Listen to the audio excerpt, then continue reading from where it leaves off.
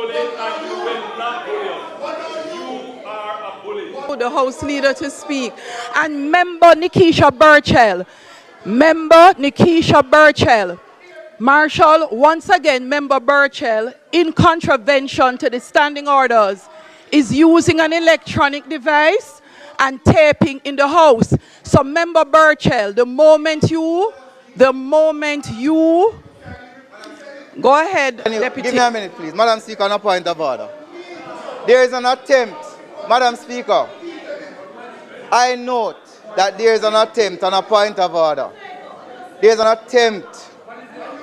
A member across the floor has consistently been using her phone to record members in the House, which is a breach of the standing orders. Madam Speaker, I am asking that you name the member if the member continues to do that.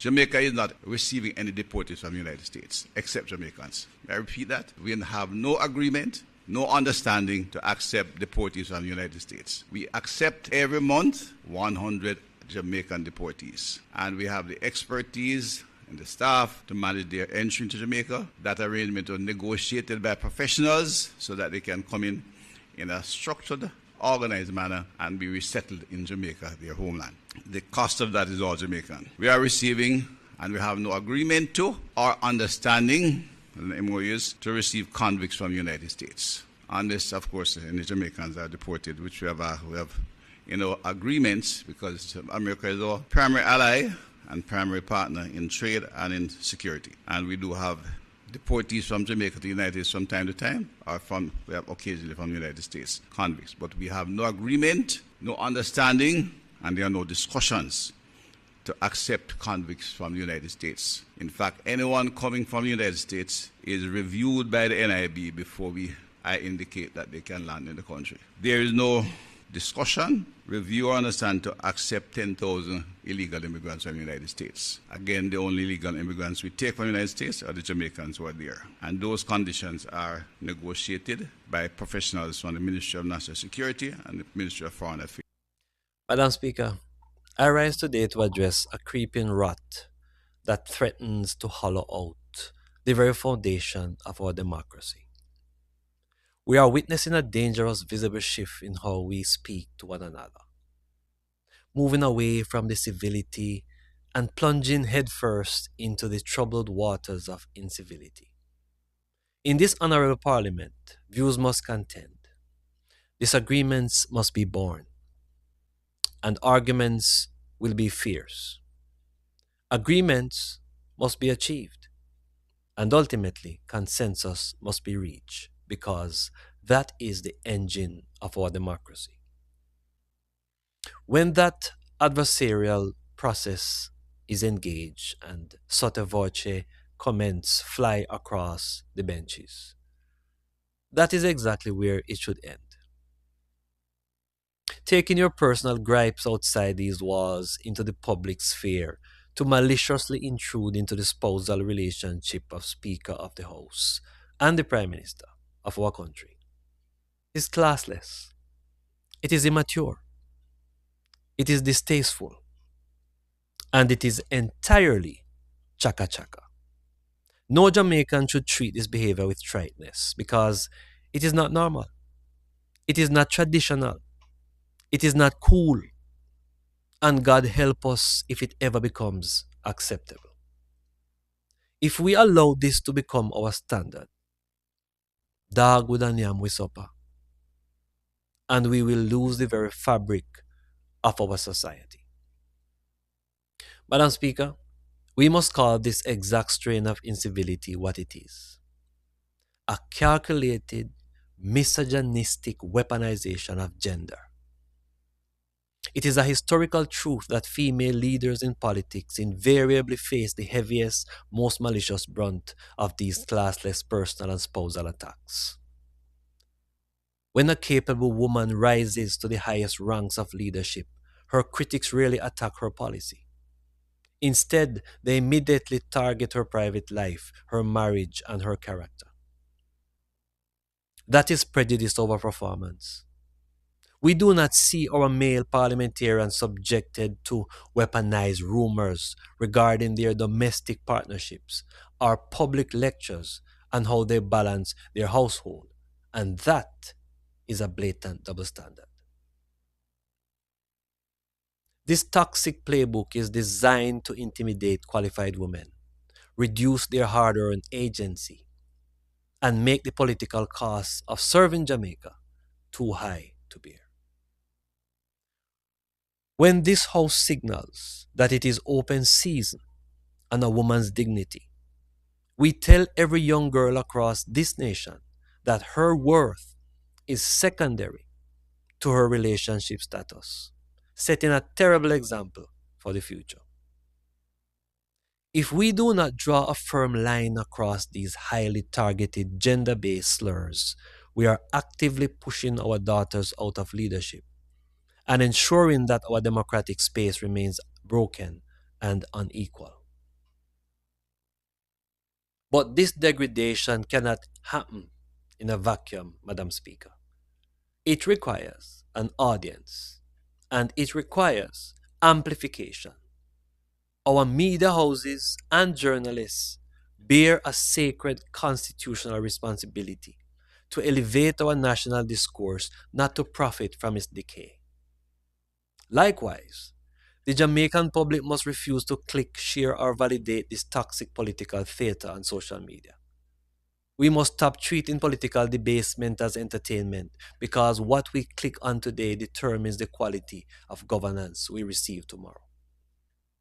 If our media and our citizens choose to platform and normalize this chaka-chaka behavior for likes and ratings, they become complicit in the unraveling of our highest democratic institutions. There's a heavy generational toll on this chamber because our children watch us and mirror our behavior in their schoolyards. We cannot preach peace in our communities while practicing psychological warfare in Parliament. The verbal violence engineered in political offices directly fuels physical violence in our streets. We must understand that our words are seeds. If we plant bitterness and disrespect from the highest platform in the land, we cannot act surprised when we harvest a crop of lawlessness and community violence among our young people. Madam Speaker, there's a stark contrast of statesmanship that the public clearly sees. This dreadful drift is a betrayal of the standards set by the architects of our nation. Past Jamaican opposition leaders and prime ministers from both sides of the aisle understood that leadership carries a sacred duty of restraint. They fought fiercely on policy, but they never sought to burn down the house of respectability to win an argument. The core of the problem today lies in the absolute inability of opposition leader Mark Golding to inject a necessary level of professionalism and decorum in his party. He stands as a glaring anomaly among former PMP leaders who always drew a strict line in the sand beyond which they would never cross. Statuesque leaders of the past would never allow their party to sink into the gutter of political warfare, and none of those former leaders would ever support or tolerate the weaponization of our global alliances or the personal relationships of our prime ministers for cheap political gains. Yet, out of sheer desperation to grasp power, Mr. Golding has completely mortgaged decency for sound bites, mortgaged order for chaos, and substance for utter stupidity. His tacit support for this behavior proves he is a man with a distinct penchant for disorder, unwilling to rein in his side, and perfectly content to slash and burn so he can rule over the ruins. In magnificent contrast to the disorder allowed on the opposition benches, Our current Prime Minister has shown immense commendable restraint. He has been a model of temperance, consistently refusing to stoop to pettiness in executing his duties to our nation.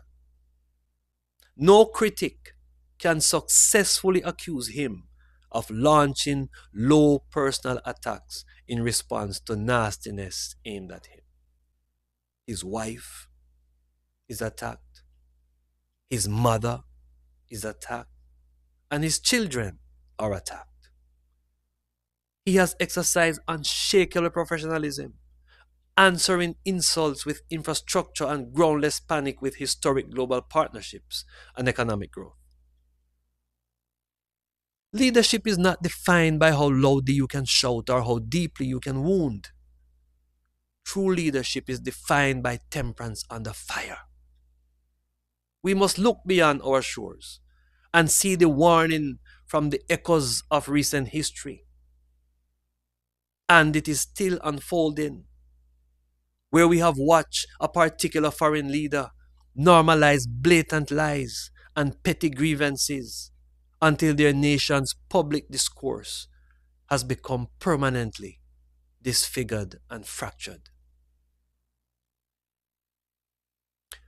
Jamaica cannot go down that road. Let the opposition keep lighting their fires of division and typing their conspiracies on social media.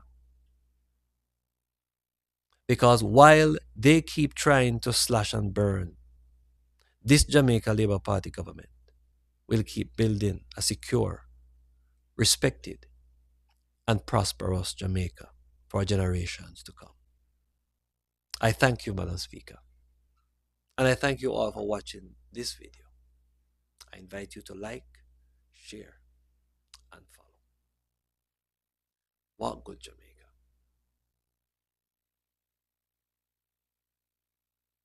My dear friend, Mr. Mark Golding.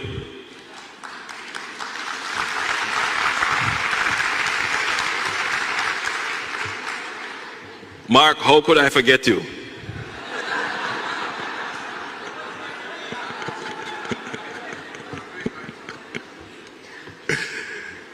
You know, it was not always the case at these events that the leader of the opposition was invited to speak.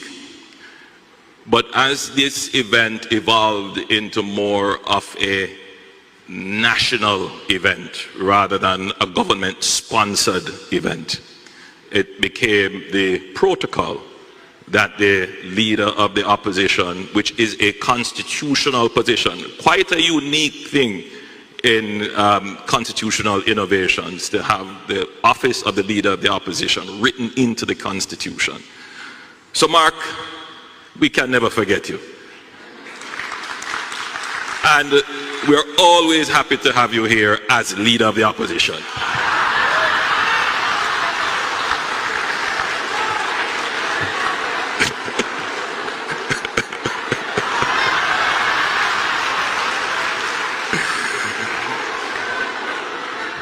That's how we do it in Jamaica.